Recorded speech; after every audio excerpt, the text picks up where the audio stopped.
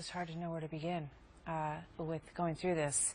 I'm joined now by former Arkansas Governor Mike Huckabee, Republican presidential candidate, and he joins me. Governor, good to have you with us this morning. Good morning. We hear her talking about the procedure, the abortion procedure, and how they could alter it to make it less crunchy, she says, so that the specimens will be more intact to sell to this biotech company. And then she goes through, well, it won't really matter to the patients, even though it's actually against the law to alter the method in order to get better specimens. And the patients need to sign off to that, as does the doctor. She's not too worried about that as a formality. What's your reaction? It's sickening, and I would like to think that maybe it's time to talk something a little deeper than just defunding Planned Parenthood, which should have happened a long time ago. And that seems to be the mantra that a lot of people are saying. Martha, it's time to go deeper than that. It's time for this country to decide whether or not we believe that the willful destruction of a human body, a human life, and talking about the selling of parts of a baby as if we were trading parts for a Buick at an auto parts store, whether it's time to decide that that is not civilized behavior. We need to really have the more serious, thoughtful discussion of ending this nightmare of abortion that's taken 60 million unborn babies since 1973. This just reminds us, this is not about women's health. This is about making money off the destruction of human babies. You know, I mean, you think about the efforts that have been undertaken in this country to save the environment, to save animals, and the passion that has been attached to those issues. And that's not ill-placed passion in many ways, but the lack of it in this area. And, you know, Britt Hume talked about this last night on the Kelly File, and he was very articulate and specific about the fact that the science that allows us to see what 10, 12-week-old babies exists so clearly now. So you cannot look away from those pictures and not understand that you're not talking about a bunch of cells here. You are talking about a forming, heart-beating, finger and toe-possessing baby, Governor. Sonograms and the science that has developed over the last several years has made this a more urgent issue. And people can pretend that this is just a blob of animated protoplasm, but it is not.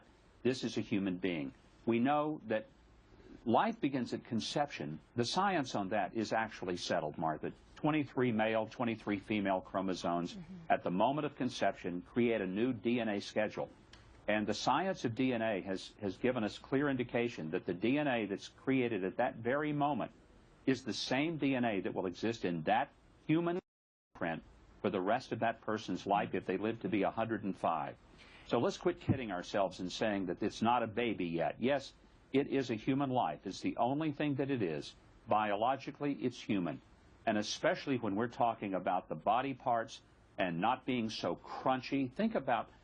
And the callousness with which she's speaking about that indicates that her conscience has been utterly seared. She no longer has the capacity to see the right and the wrong of this kind of destruction. Yeah.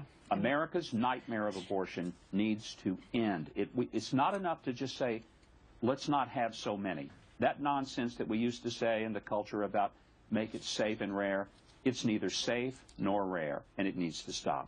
How does this impact the discussion on this issue? Because clearly these videos have put it right back in front of everybody. And this will be an unavoidable issue.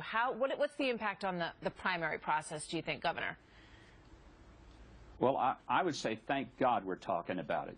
How can we expect our civilization to survive if we destroy the most innocent and vulnerable among us? How can we claim that we're superior to nations that commit genocide if we commit infanticide? How can we claim that we are a civilized, advanced, educated people if we march 60 million babies to their destruction in what ought to be the safest place in the world for those babies, their mother's womb? It's time for us to put this out there and talk about it. I know a lot of Republican primary donors, it's mostly the donor class. They don't want to talk about it. Stay away from these issues. I say, no, let's talk about it in the same way that we once had to deal with slavery in this country. And Martha, we decided that one person cannot own another person. It's immoral. And for one person to take the life of another innocent person, can we not conclude that that too is immoral? That's what we need to be discussing. And we will, no doubt, in the process that's to come. I want to switch gears here for a moment, and I want to talk to you a little bit about Iran, because we just have a minute or so left. This is what the president had to say about the deal that he struck when he went on The Daily Show yesterday. Let's play that. The deal that we've put together, I can say that Iran will not be able to get a nuclear weapon. We've cut off the 4 major pathways for getting a nuclear weapon. We have international unanimity around an inspection regime and a verification regime that is unprecedented. So that's good news, right? No, it's not good news. This president is as naive as Neville Chamberlain. He believes that if he wants it to be peaceful, it will be. But the Iranians have never kept a deal. Even while they're making this one, they're chanting death to America and threatening to wipe Israel off the face of the map. What he's done is somehow thinking that if he gives matches and gasoline to a pyromaniac, maybe they'll behave for the first time in their lives.